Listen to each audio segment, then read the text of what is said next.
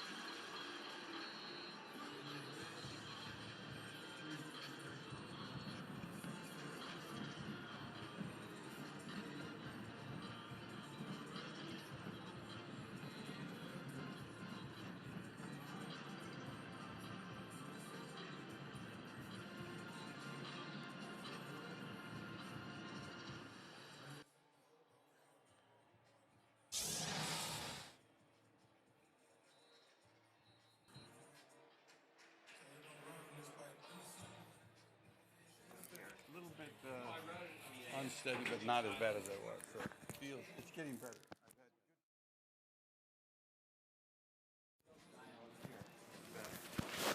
So how come you're here today?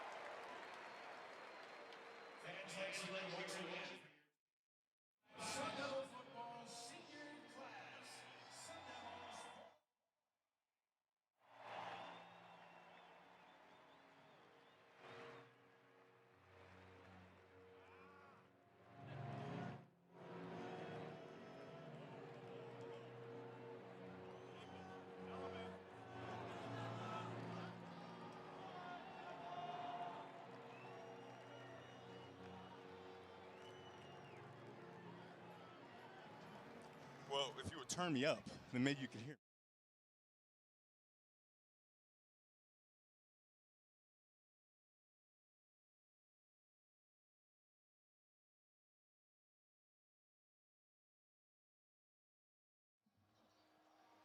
All right, well.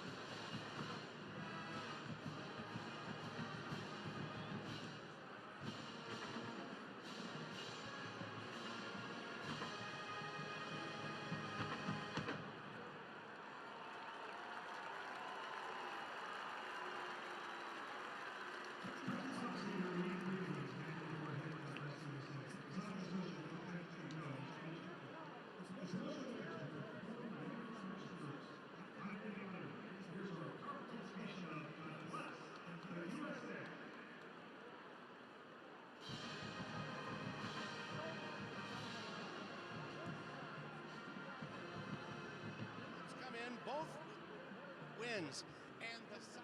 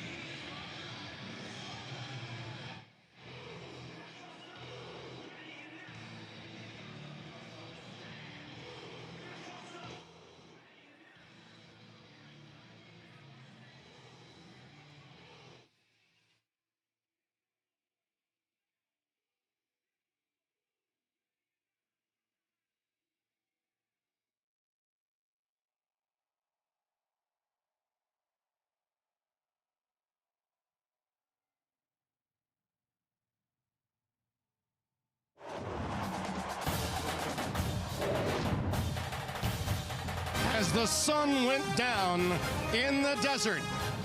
The combatants in the duel on the desert, ready to go in what is the longest standing trophy game in college football history.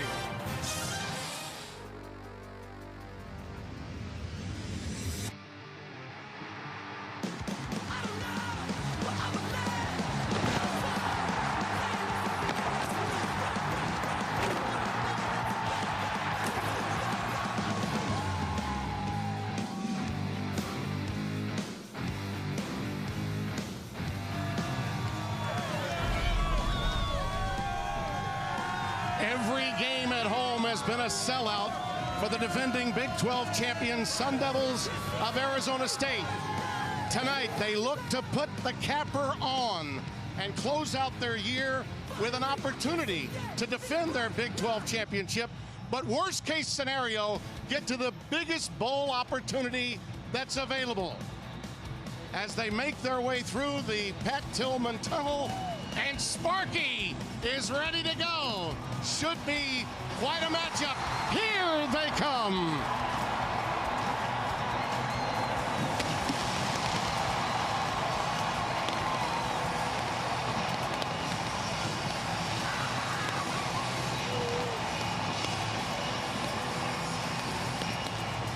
Hi again, everybody. Great to have you with us as we close out your Thanksgiving holiday here on Fox. Alongside Devin Gardner, I'm Tim Brando. You'll hear from Josh Sims shortly. There's nothing bigger or better than this, but when you don't have your quarterback, Sam Lovett was everything to this team a year ago, but Mr. Sims has been just fine, and I'm talking Jeff, not Josh. Oh yeah, there's no question that there have been some spectacular moments for Jeff Sims, but there's also been some insufficiencies in the passing game. However, there are some things you cannot refute, you cannot debate. One of them, he is the second leading rusher on the team since becoming the starter. Also, he has 8 touchdowns, which is tied second in the Big 12 over that time. And the most important thing, you play to win the games. And he's done that. He's a perfect 3-0. Arizona's going to try to create some confusion for him, and in those opportunities, he has to make sure that he doesn't get razzled, he doesn't give the ball away. He's got to make sure that he controls the game with his feet and his arm. And on the other side, Noah Fafita. He's pretty good. We get a lot of opportunity to cover a lot of talented quarterbacks, but I can tell you for certainty, this is my favorite. His development is incredible. His ability to play from within the pocket, find windows at that size consistently, and then also, when he gets outside the pocket, look out. He is special. He creates better than anyone. I'm just telling you, I think that these quarterbacks will play well today. We've got a good one coming. Thanksgiving weekend, you've got leftovers, you've got real, genuine hate, Tim. What more could you ask for? Let's just say the best is yet to come, and you've got it tonight on Fox. When we come back, toe meets leather. Sparky looks for forks up against Bear down Arizona.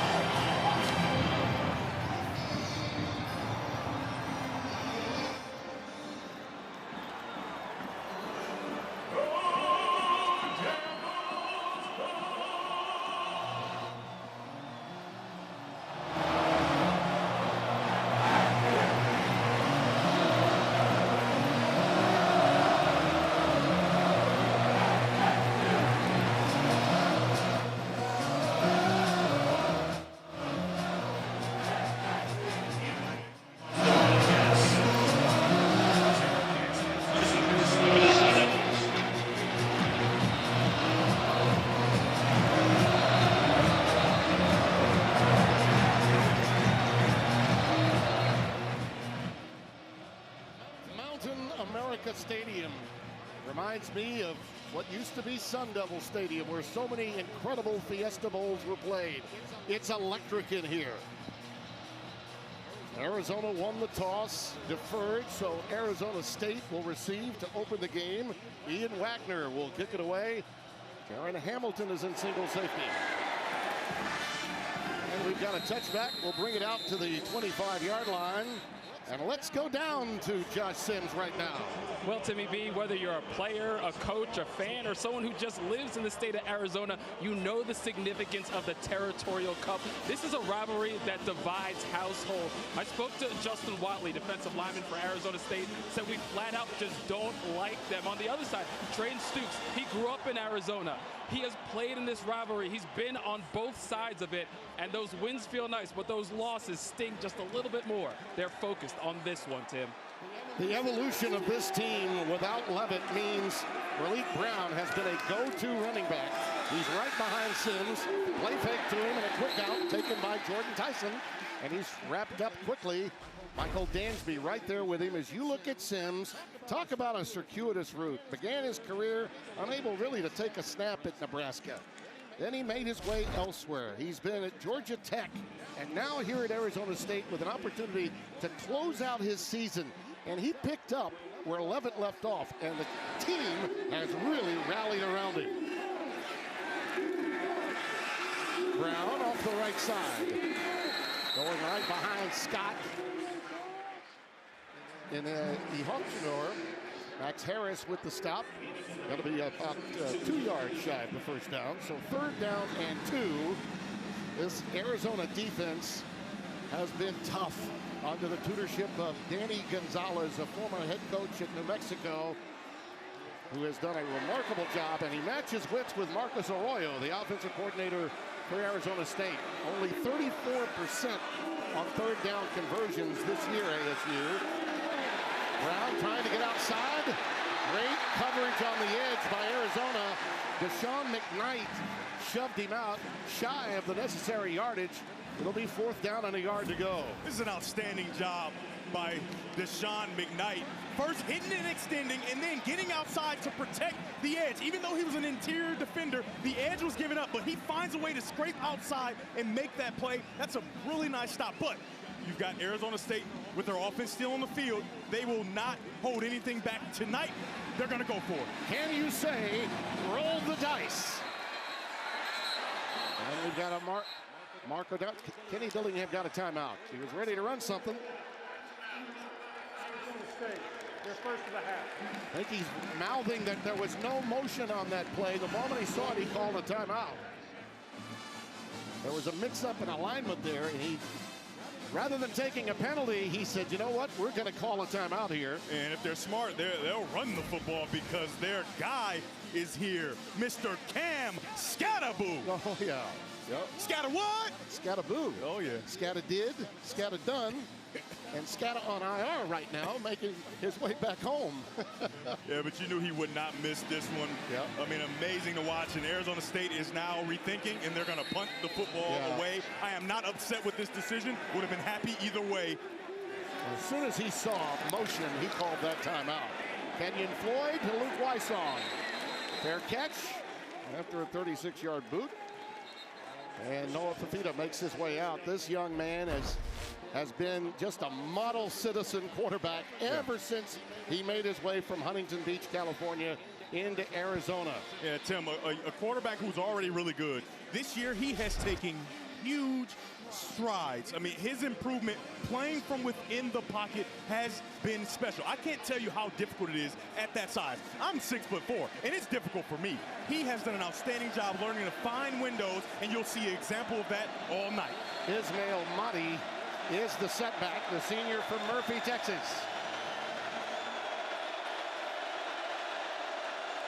They go empty, 5 wide. Down the sideline on a streak route, Hudson. Incomplete, he got a hand up there, and then eventually ran out of real estate. Good coverage by Javen Robinson, number 12. Tim, you can't throw it any better from within the pocket, and you can't cover it any better. Outstanding job by number 12, Javen Robinson, in phase, never quite looks back at the ball, but he sees the eyes of the wide receiver and starts to try to play through the hands. Listen to this crowd. Motti gets 2, and that's all. So 3rd down and 8 coming up. That forward wall is big. They got great pass rushers, too, on the edge. Prince Norba, the Texas transfer, number 32. Clayton Smith, C.J. Fight. When these 3rd and long situations, Tim, you have to be aware of Noah Fafita's ability to move and create with his legs. You can see motion out, get a gauge on what the coverage might be. It looks like it's going to be 0 coverage, which means he's got real space down the field. Here they come. Out pattern is caught. It's Hudson. Chris Hudson slips as he was trying to cut back. But they took advantage of that man coverage on the jailbreak rush, a pickup of 24. Absolutely. When you're playing 0, you don't want to give up the big play, so you're going to have a lot of cushion right here. And for Hudson, he kills that cushion right away, stops on a dime, and a perfect outside throw for Fafita. First down from the 44. Motti.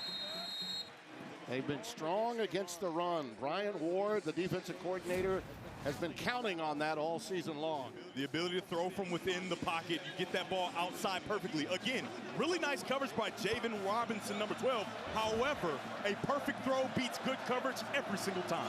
2nd down and 8.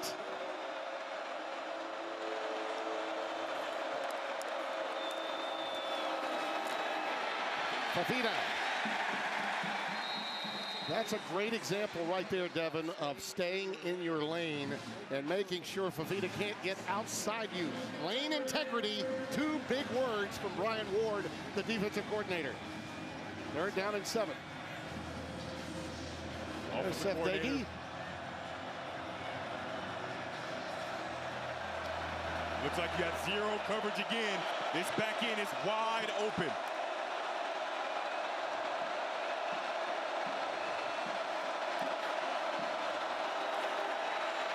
That pass is caught. Richardson inside the 30 to the 29. Gio Richardson, freshman out of Chandler, Arizona, with the grab. This is a really well-designed play by offensive coordinator Seth Dagey. You're going to get a guy in motion. You're going to clear out here, and then you come underneath. Creates just enough space. The safety can't quite get to him, number 4, Miles Rouser. A great hands catch to snatch that ball out of the air and then fight for the first down. You can see how much it means to both these teams already. Arizona comes into this game a 1.5 favorite under Brent Brennan. They have been playing overall a high-level game the last 6 weeks. Risano and Fafita, that's Fafita on the fake. And he holds on to it on that particular read option play.